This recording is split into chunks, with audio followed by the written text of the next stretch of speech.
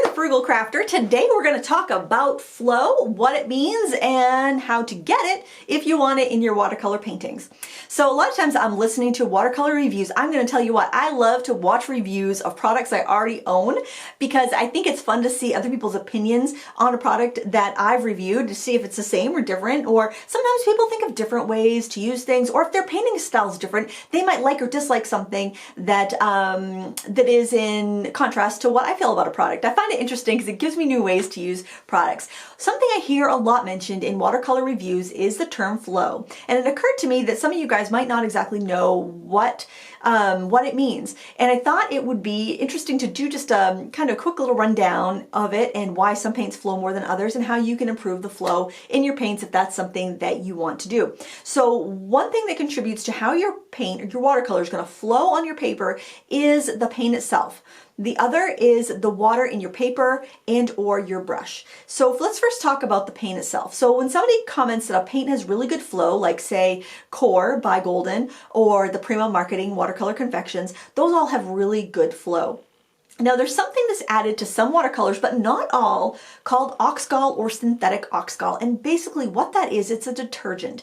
Oxal is made from the stomach lining of cows. So, you know, when a cow is, slaughtered for meat, they try to use the whole animal, which I'm a vegetarian, but I completely agree with if an animal is going to be killed, that the whole animal gets used for different stuff. So Oxal is a byproduct of the meat industry and it's a stomach lining. In some countries that's used for making cheese. I don't think it's used in America anymore for making cheese, but they use every bit, and I think that's a good practice. They should use every bit.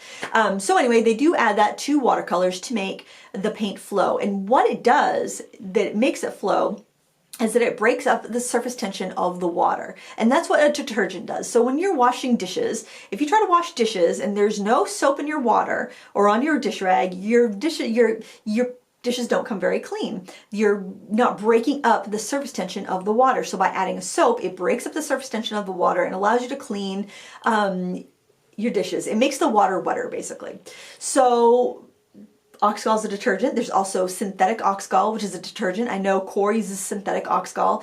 You'd have to research each company to see which they use, and some paints don't use any Oxal. So paints that don't use Oxal at all are not going to flow as much as paints that do use Oxal. So if you're using a paint that doesn't include Oxal, I'm thinking that maybe Mission Gold doesn't have Oxal in it, and I think maybe Holbein might not have Oxal. I'm not 100% sure.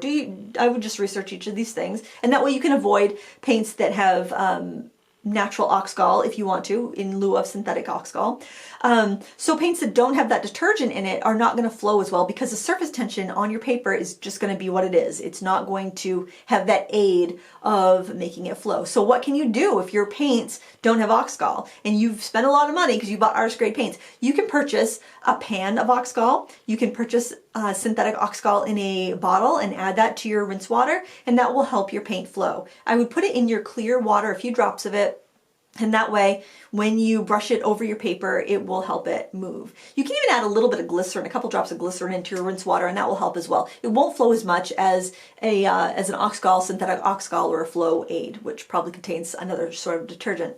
So that's one reason your paint might flow, and that's one reason why some paints flow better than others, because they have more Oxal or they have a less viscous binder. So Core by Golden uses Aquazol, which is not as thick as gum arabic, and so it allows that paint to travel much quicker. So those two paints have a lot of flow, and you'll notice that most paints kind of fall in the gamut. Now, if you're not somebody that does a lot of wet into wet work, then it's probably not going to be that big of an issue to you. The work that I do, I tend to do a lot of layering. I tend to, I will do wet and wet backgrounds, but I'm not relying on a lot of flow from my paints. So that's not something I typically mention too much in my reviews because I'm not relying on it. But if you're doing more expressive work where you need that watercolor to whoosh across the paper and do experimental fun things, you're going to want to paint with more flow. Now the other thing that could be contributing to your work not having that much flow could be the paper. If your paper doesn't have a lot of sizing in it, it's not going to flow as well. So like if you think of like Arches paper, it has a lot of sizing in it, the paint's going to flow really well. Now, in contrast, take a piece of drawing paper. That doesn't have any sizing. It's not meant for, it might have some, but it's not meant for watercolor, so that paint's not going to want to go anywhere. Or say rice paper, things like that. It's just not it's not gonna slide across the surface. It's not going to have that sizing that keeps the paint on top of the paper rather than seeping into the paper. So that's another thing that's going to help you have flow in your work, is to have a paper that's got a good sizing on it. The other thing is the wetness of your paper. So watercolor is pretty lazy. It's only going to go where the paper is wet. The other thing to think of though, and a lot of people don't realize this, is the amount of water on your paper versus the amount of water in your brush also plays a factor.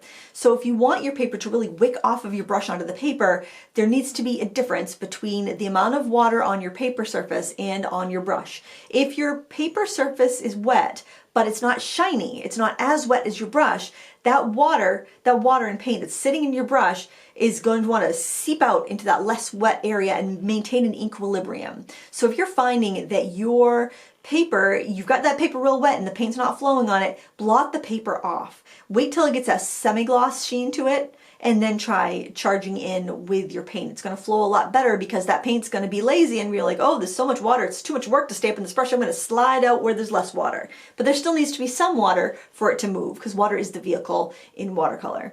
So I hope this helped you understand what flow is and why some paints have more flow than others, and how you can achieve the flow that you want from the paints you already have. Watercolor it's simple in the fact that it's pigment and gum arabic and paper and a brush. You don't need a ton of supplies to get going in it, and it's usually the first type of media we use as children, but there's always something to learn.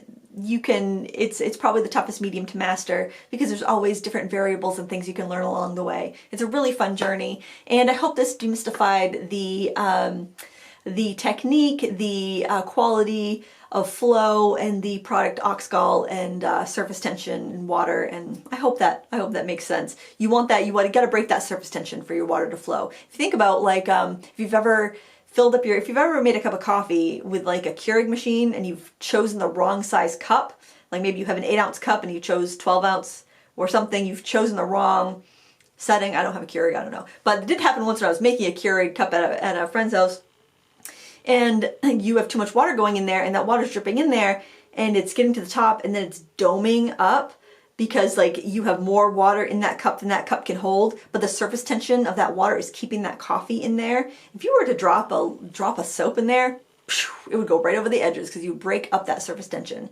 and that's what Oxal does. I hope that makes sense.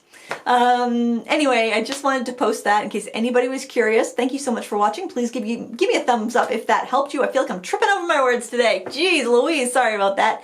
Thank you so much for watching. Happy painting. Until next time, happy crafting too. Bye.